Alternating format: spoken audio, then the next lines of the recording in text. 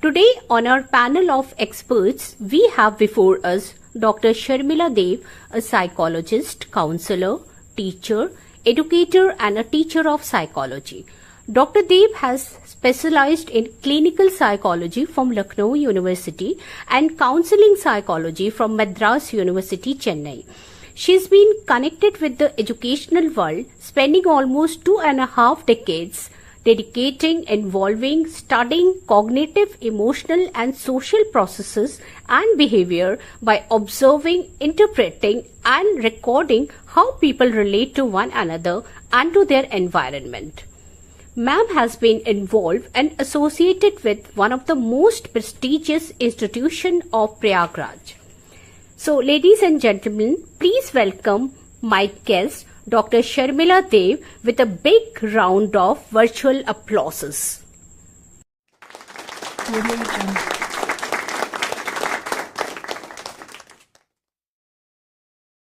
Yeah. So, good evening, ma'am. Good evening. Welcome to my channel, ma'am, and it's my pleasure to invite you here on my channel, ma'am. Thank you so much for taking out your precious time and coming on my channel for this virtual conversation. Thank you so much, ma'am. You're welcome, and it's an honor for me also that you considered me good enough to come here and speak to you. And let's hope we have a productive, interactive session today. All the best to you. Thank you so much, ma'am. The honor is mine. So, Thank ma'am, today I've taken the conversation that is the topic actually, that you. is the teachers face while they are teaching in the classroom. Teachers, they have to face lots of problem during the teaching, period. So, as we know that teaching is very challenging yet a very rewarding, job, career choice, you can say. So, teachers, they are facing lots of uh, common occurrence, like they have to sometimes feel face with slow learners. Sometimes they have to face with remedial classes or huge what you call the syllabus, or the sometimes they have to give the technical information to the students. So there are lots of things the teachers are juggling up with. So, ma'am, here I do believe in one thing, that to be an impressive teacher, actually, you have to go through all these things and find out the solutions. So, ma'am, I will pick up your brain on many things, and we will deep dive on into this conversation. So, first of all, ma'am, as we know that psychology has been your genre. So, my first question, it will be based on psychology, ma'am. So, as we know, the psychologists, they have been trying to study teaching for a decades, and all that research has stumbled on a few true and tried method for improving teaching. But actually, ma'am, when we talk about psychology, psychology means to kind of mental illness, kind of therapy or counseling. But actually, psychology has a vast field. A lot of things are there, included in psychology. And one of the popular scope of psychology, that is of educational psychology. So, ma'am, Yes. I just want to know, what is this educational psychology and how does it help the learner? This is Oh, my first. yes, that's a very pertinent and a very good question. Because, first of all, I would just like to expand on the word psychology. It is actually derived from two words, Greek words, psyche and logos, as we all know as students of psychology, which literally means the science of the soul. But it has been seen again and again with revisions of this notion of psychology that scientifically we can call psychology as a science of behavior, right? So basically, we study behavior. As a psychologist, we study behavior as it is, right? We don't decide whether the behavior is correct behavior or should have been done or not should have been done. That kind of question doesn't arise with a psychologist. The psychologist takes up any behavior and tries to understand now why this kind of behavior has happened, right? Okay. So psychology found a lot of scope in human behavior, and it has been trying to study human behavior from all aspects. Now, it will be difficult for anyone to imagine any aspect of human life where behavior doesn't come into the picture. Behavior is everywhere, and so behavior is also in education. So, all the various principles, theories, laws, whatever has been put forward by different psychologists over the years has been applied to the field of psychology, means we study the behavior of students in the classroom situation. We study how learning takes place in educational psychology in the teaching learning process. The classroom situation actually is a process which involves an interaction between the teacher and the students. So, there again, we interaction itself means behavior. It means the teacher's behavior, the student's behavior, and how they are responding to each other. So, this is how psychology became very, very important and essential in the field of education, since we are trying to understand students, trying to make education better, easier, effective for students, right? So, I mean, every teacher knows that they go through the B.Ed course, the M.Ed course, and then they specialize also. But all of them had to study one paper, educational psychology. So Yes. you and I, as teachers, also went through it. And uh, in educational psychology, we try to understand a child. We try to understand the personality of the child, how the child learns, as I told you just now, how the child memorizes, what steps can be taken to ensure that the child is learning effectively and retaining the learning. Moreover, we also study the problems that a child may face in certain situations, in the classroom situation, various kinds of problems. And not only is the focus on students, the focus is also on teachers. What methods the teacher can use to make the teaching more effective? What better ways? What help? We call it technically uh, teaching aids. All right, you must have heard of the term teaching Yeah. aid. So, what kind of aids, teaching aids, can the teacher make use of to make the teaching learning session more productive, more interactive, and more effective? So, psychology studies all these various methods. Educational psychology also has a lot in the making of the curriculum for children. By curriculum, uh, we know that it is all the activities that the child goes through in a particular stage of education, whether it is academic or whether it is co curricular activities. So, the purpose is to form the curriculum is to bring about a holistic growth in the child, by which I mean an all round growth of the child. So, psychology tries to understand how the curriculum should be made for a particular stage, like if it is for the early childhood stage, children ranging between, say, 2 to 7 years, what it should be, then between the later childhood, 7 to 11 years, what it should be, and then beyond 11 years and beyond. So, these things come into consideration under the purview of uh, curriculum construction, which is under educational psychology. So, Okay. no aspect of education is left untouched by the study of psychology. Thank you so much, ma'am. Thank you Hmm. so much. So the Yeah, bottom line is educational psychology. It helps the teacher actually to guide the student, to help them channelize their abilities in different direction, right. and one of the most thing is to know the nature of the students. To nurture Yes, them. to Yes, take them to the different direction where they want to go. that's right. Uh, Okay, thank you, ma'am. So my second Uh, question is coming to the same kind of problem, that is of slow learning in the classroom. Actually, the hmm. teachers, they face this problem very much, and this is one of the major problems in the classroom.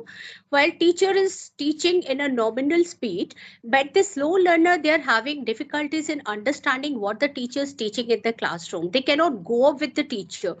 So teachers teaching, and the students are not grasping what the teacher want to teach, want to present.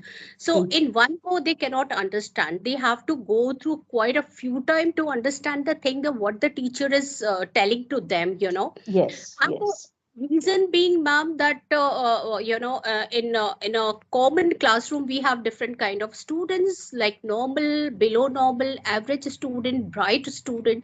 So it's become a kind of challenging job for a teacher to adjust, all those students in a given 35 to 40 minutes to handle with the slow learner. So, ma'am, my question is that how to deal with the slow learners. Is there any different curriculum for them, or some kind of co-curricular activities which they have to teach, or what kind of things, ma'am? I just wanna to just to know about it. Yes, yes. The problem of slow learners, as you have said, is faced by every teacher. And you have rightly said that a class is made up of average students, more than average, and below average. And some of these students become slow learners because they find it difficult to grasp what the teacher is trying to say. So, every teacher has to deal with such problems. So, in the regular classroom situation, the teacher is first of all trying to complete the course, what she has prepared for her lesson plan for that particular period. So teacher's mind is always busy with that I have to complete, finish this. But then the problem, as you said, of the slow learners. So within the classroom situation, once a teacher completes explaining the concept, and she has ensured that at least the average child and the more than average child has understood, then for the benefit of the slow learners, she can involve these students who have really understood the concept to explain again, once again. So you find that if the explanation is coming from their own age group, sometimes the understanding is better. It happens. Like if it is from their own age group that another child is trying to explain the same thing, Exactly. maybe the understanding is better. So that is one of the ways. Then the teacher can set some activities for the ones who have understood, the average and the above average learners, get them to do some exercises which they are busy with, and then the teacher can call these slow learners to the table or go to their table where they are sitting and try to help them through the same thing again. So that is one way of dealing with such learners in the classroom. But then you have to prepare yourself well in advance with regard to the time. We know it's a 40 minutes, 45 minutes period. Exactly. So, yes. So, technically, 10 minutes of the time is set aside for application work. That means the children are given some work to do. So, teacher can utilize that time. Secondly, the teacher can also call the students again after the class with the permission of the school principal authorities, and then help the child once again. Or just say, as the school is giving over, 10 minutes after school to help those children once again, because the slow learners really do benefit if the same matter is repeated in different ways. Or one another suggestion that has come from your side is to involve them in activities. So this is where technology is of great help. So if in case you have any question on technology, the role of I have, technology, ma'am. yes. So I I think have. then I have. we'll yeah, yeah. I think then we can talk about how technology can also benefit Yeah, some I'm coming to children. that question, ma'am. Right. Ma'am, actually, I have a question regarding this, this educational system. I'm rather confused, you can say, regarding this educational system. That, what happened, that when we give some kind of statement, like some general remark or some kind of statement we give to the student, like he or she is slow learner, slow Mm, academic learner. Okay. So when we meet their parents, those slow learners parents, they say that their children are very sharp minded, they are very quick to understand, they are very prompt in action, and only a little bit rigid. So, and we see, ma'am, this 25th century children are very smart in dealing with most sophisticated electronic gadgets, that's but true.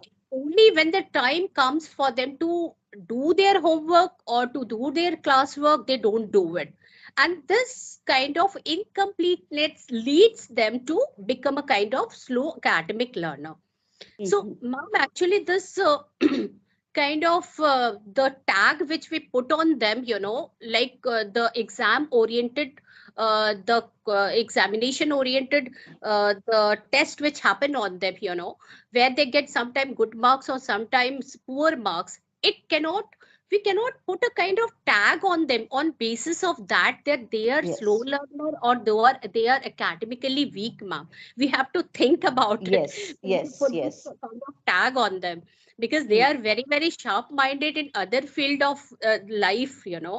So that is mhm. why if we watch the student from the very beginning, I think we have to think twice after before giving them this kind of tag that they are slow learner and all. Mhm. So are you agree on this point, ma'am, Yeah, that we yes, I definitely agree with you. This labeling publicly should not be done. This, yes, what you said, giving a tag of a slow learner or uh, a silly boy or a stupid boy or an idiot, like this, labeling children and putting them aside is a crime on the part of the teacher. A teacher should never, exactly, yes, exactly. will never indulge in such things. uh, the teacher should, of course, is a psychologist, every teacher is a psychologist, should try to understand why is this child not showing the amount of learning that he should be showing despite having his capacities and capabilities. Why is that child not showing? So here, a kind of a close relationship with the parents helps a lot to understand the child, because both parents and the teachers need to join hands in understanding such children uh, who are not showing their potentials, we may say. So that comes in handy in understanding the child, and accordingly, uh, to like change the methods of teaching slightly here and there, maybe the child responds better to And now, one more thing, that I think that academically weak student is the product of the society and the system, which include parent, which consist of parents, teachers, school system, everything. Because we fail to make them realize what is teaching, actually, what the yes. teacher does. We fail to create that much interest so that they can get into it. We fail to have a kind of observation, a kind of monitor on the child, giving them best education. It is the duty of the teacher as well as of the parents to look after that, why the teacher student is not taking much interest in studies and all.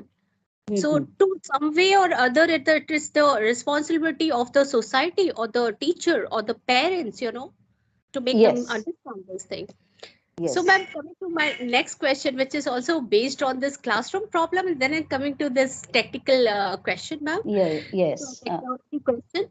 So, the question is like, as we have just talked about these students who are slow learner, as we know that in the classroom there are different students sit. Some are very quick to understand thing, very quick Mhm. to grasp the thing, and some are very slow to understand the thing. Some want teacher to go very slow with them, and some want teacher to go very fast because they are able to grasp on everything or grab on everything whatever teacher is teaching to them. So the thing is that, here we find the need of the remedial classes, because those students need a lot of attention, lot of individual attention, a lot of focus from the side of the teacher, give them a kind of repetition in learning, or a kind of so many things are there, so many strategies, so many ways they can handle with the situation. So ma'am, please tell me, what is this remedial class? Because this question was there in my mind from the very beginning. I really want to know about this Oh, I remedial. see. Yes, Yeah. yes. This remedial class is a practice. It's a measure to give, basically to give little more attention to those students who require the attention. Okay. Now, this since you talked about slow learners, it is not that a slow learner is always because the child has less intelligence. You said they may be very intelligent, but then they may not be responding well. So, this problem of slow learners may also be due to the fact that the child may be having some other problem, like physical problem, like the child may not be able to have a proper eyesight. Nobody has realized, parents have not realized, teachers have not realized. So, the child is unable to follow. The child may not be able to be hearing properly, that sense organ of the ear may not be functioning properly. Also, the child may be going through certain emotional problems at home, disturbed home circumstances. So there are various reasons for a child being a slow learner. But coming to your question of remedial classes, these are classes taken beyond normal classes. All right. Now, it is with the consent of parents that these extra classes or remedial classes are set up either in the evening or after the school or during long vacations. Then some students are advised by the school authorities to come for classes where the teacher again makes an effort to teach the same lessons to the child once again. The pace is slow because now the question of completing the syllabus, the question of catering to the other students of the class is not there. Fewer in number also. Sometimes large number of students prevents a teacher from paying attention to some students, to all the students. So here, remedial classes benefits the child, and the child is able to make up, and then once he progresses, then he can show the result later on. Thank you This so is much. the purpose. Okay, Yeah. ma'am. So Mm. coming to my last question, ma'am, this is going to be my last question, because seeing the time and all, Yeah, ma'am, yeah, yeah. one thing that I really want to know, that is, as we know that psychology, education, and technology, these are in a kind of circular relationship, as we know, and scientific technology has led to the development of science and technology, and then this science and technology has impacted the whole educational world, the whole process of learning, the whole way of teaching, everything. Like before the advent of this science and technology, teacher used to they use pen, paper, and then what you call blackboard. So many things were there for transmitting education. But Mm. after this the educational technology, I mean mostly I talk about the computer IT technology, that education has it has taken different shape. Like in the pandemic time, we see that this education, it has took a paradigm shift in the way of education. Like this technology has taken a paradigm shift in the field of education. So ma'am, just want to know that how technology has impacted the educational world. Greatly. It has impacted greatly, as you said, especially during the pandemic time. It has really taken over the traditional kind of teaching. It has. So we Yeah. have started using technology a lot. And like during the online classes that we were conducting, I used to find it so easy to share slides and different videos with the students while I was teaching them something.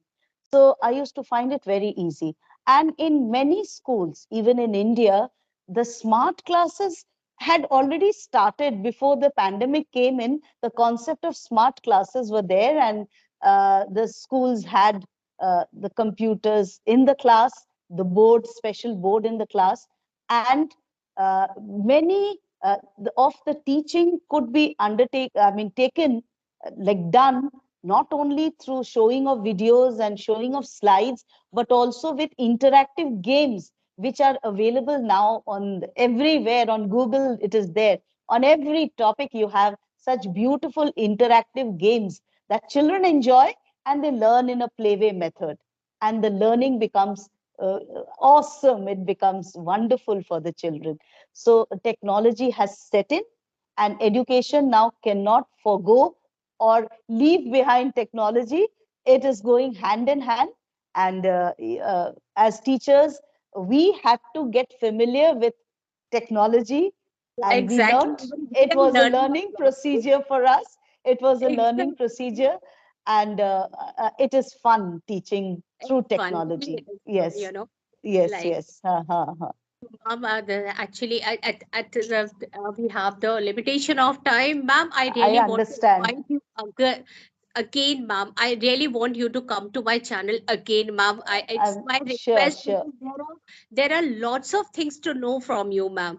So next time I'm having again a kind of conversation where we'll know lots of things. We will deep Yes, dive yes. into your knowledge, and we'll know a lot of things. I here want to wrap up, ma'am. Thank you so much for coming to my channel, and I'm really, really feeling privileged to invite you here on my And, channel.